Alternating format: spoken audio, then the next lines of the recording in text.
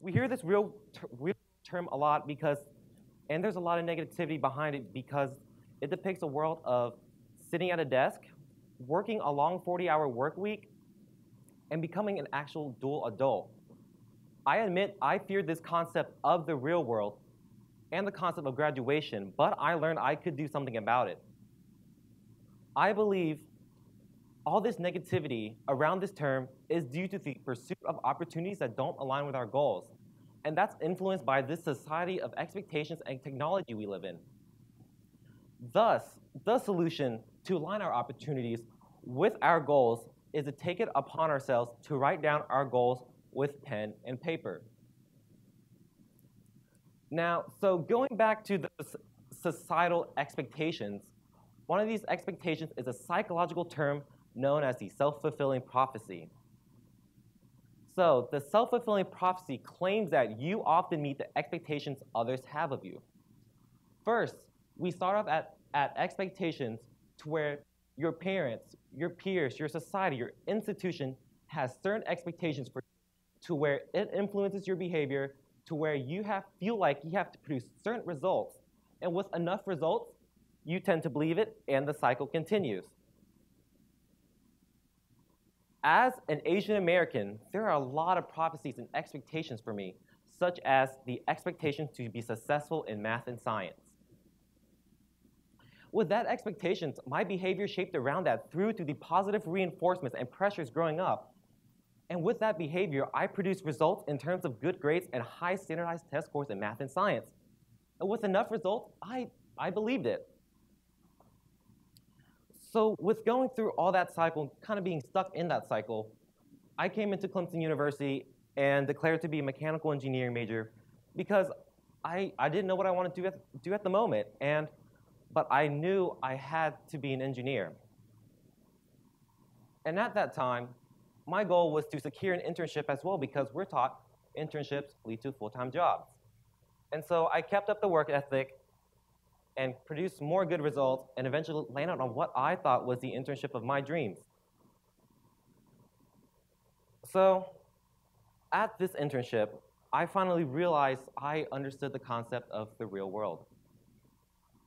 I sat at a desk, worked a very long 40-hour work week, and felt like I was becoming a dual adult. But all my friends on social media they seemed happy at their internships, at their labs. So I questioned, what did I do wrong?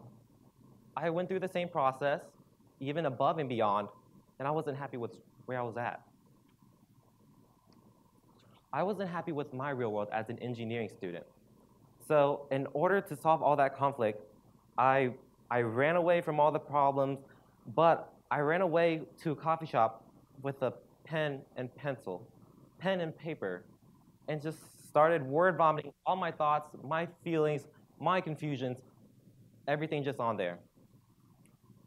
And surprisingly, a lot of it started coming into life. So at that moment, I didn't write down to become a CEO or a famous celebrity.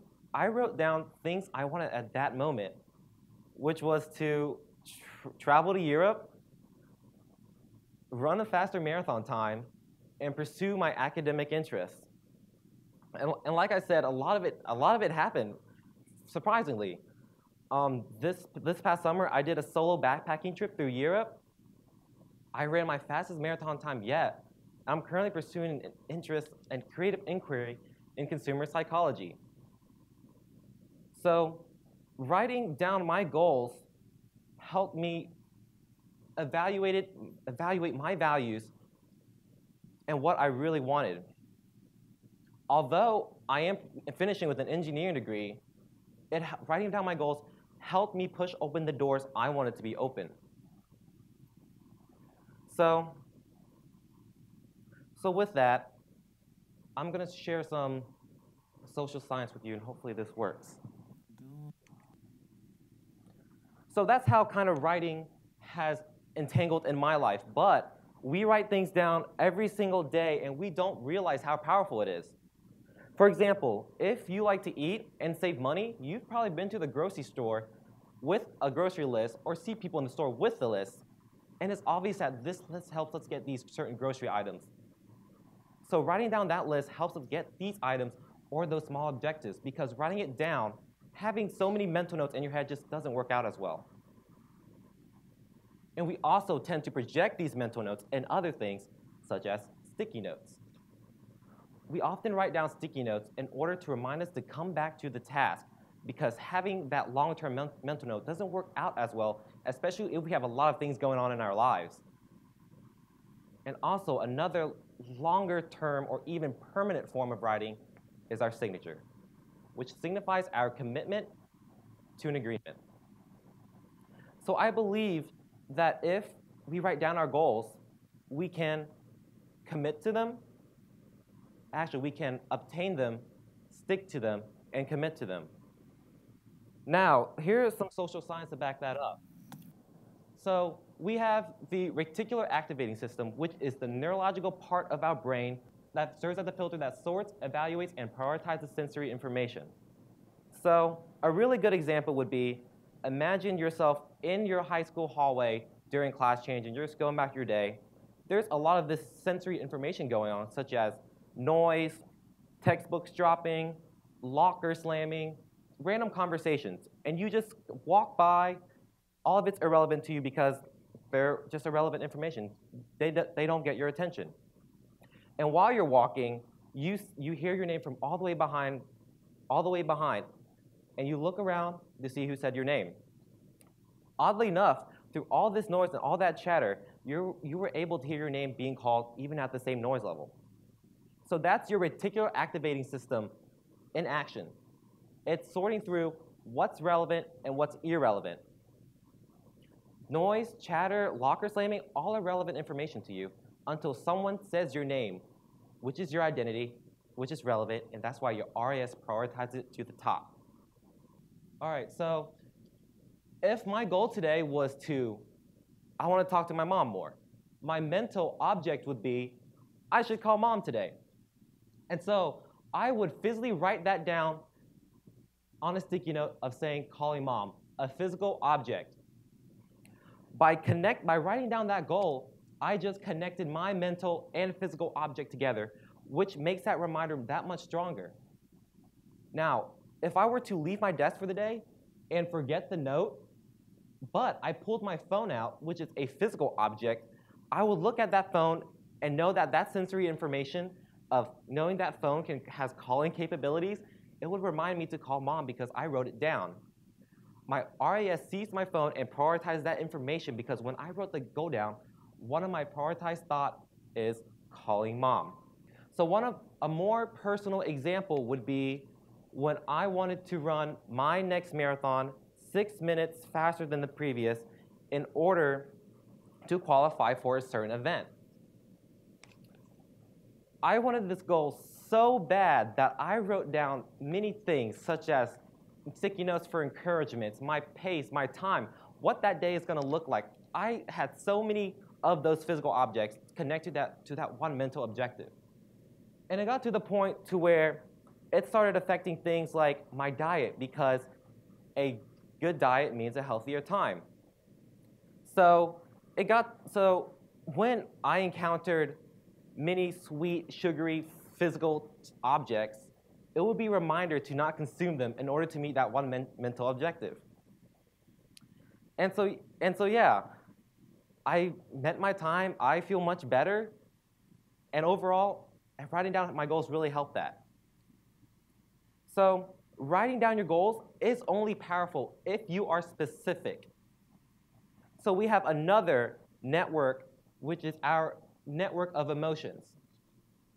So our network of emotions are tied to many things, such as certain thoughts and actions.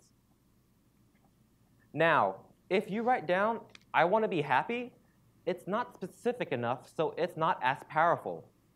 You have to focus on those specific thoughts and actions. So for me, let's take an example. Happiness. My happiness is a network of eating, learning new things, and seeing my friends a lot. So some plausible goals for me would be try a new restaurant every now and then, read a book a month, or just catch up with a friend and get coffee. By achieving those specific networks, my overall network of happiness is stronger. And I would say I'm happy. So nowadays, our emotions are falsely attached to things such as societal pressures, social media, and technology. We often forget to reflect on these networks because in the age of information, there's just so much going on that we don't sit down to reflect. Like I said before, I mentioned my network of happiness, but let's kind of go back to my network of success. I felt successful when I fulfilled my prophecy of what people wanted me to be, being that engineer, seeing what my friends were doing, and maybe kind of one-upping them, or just kind of what I had access to in terms of technology.